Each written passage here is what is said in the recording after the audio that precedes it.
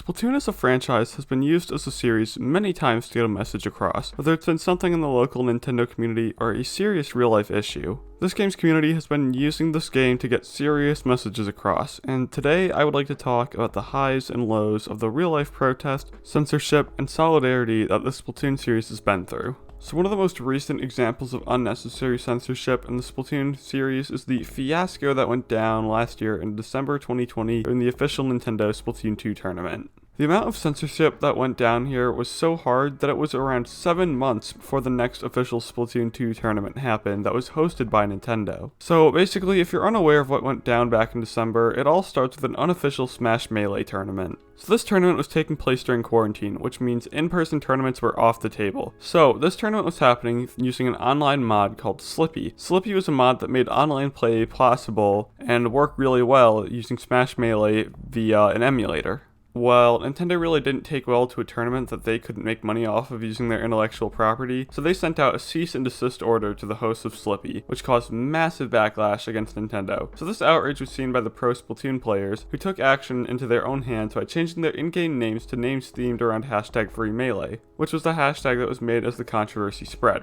So Nintendo, in their infinite wisdom, felt it necessary to respond to this quote-unquote disobedience by canceling the live stream of the Splatoon 2 tournaments. This was like throwing a tank of gas into a burning building. This started the #FreeSplatoon controversy to start trending on Twitter. Nothing Splatoon related had trended on Twitter since we thought Splatoon 3 was being teased back in 2019. Like I said earlier, they didn't host another Splatoon tournament for almost 7 months. This is important because in the months prior to the Free Splatoon controversy, there was a Splatoon tournament happening like every 3 months.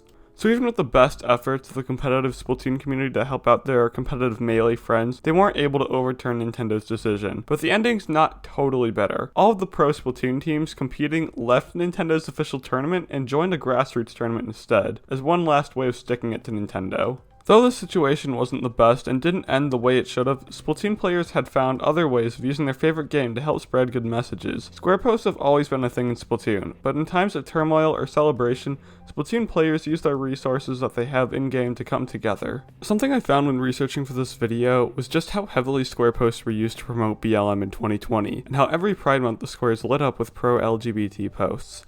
It's nothing too big, but for the resources that the players have, they sure do a lot with them. Fortunately, posts promoting these topics rarely get taken down, as Nintendo has acknowledged that Square posts don't get taken down unless they're mass reported. What these Square posts do is show solidarity with important movements going on in our world today. As a hypothetical example, imagine a gay person who hasn't come out yet, who feels confused and alone about their feelings. Looking for some escapism, they turn to play Splatoon and see their fellow Splatoon players saying how they feel is valid and okay. I said the scenario is a hypothetical, but is it really? I'm willing to bet at least one person seeing this video now has had something similar to this and felt at least a little better with what they've seen. This community is honestly one of the better Nintendo communities that branches off from them, and even though it's definitely got some bad apples, it's got a lot more good ones than it does bad ones. And those good ones make all the difference to not only just the community, but the actual lives of other people. And I'm so happy to call myself a member of a community that can seriously help people. Thank you guys so much for watching. I know this is a more serious than usual topic to address, but the achievements of the Splatoon community can be pretty freaking amazing. No joke at the end of this video. If you like my content,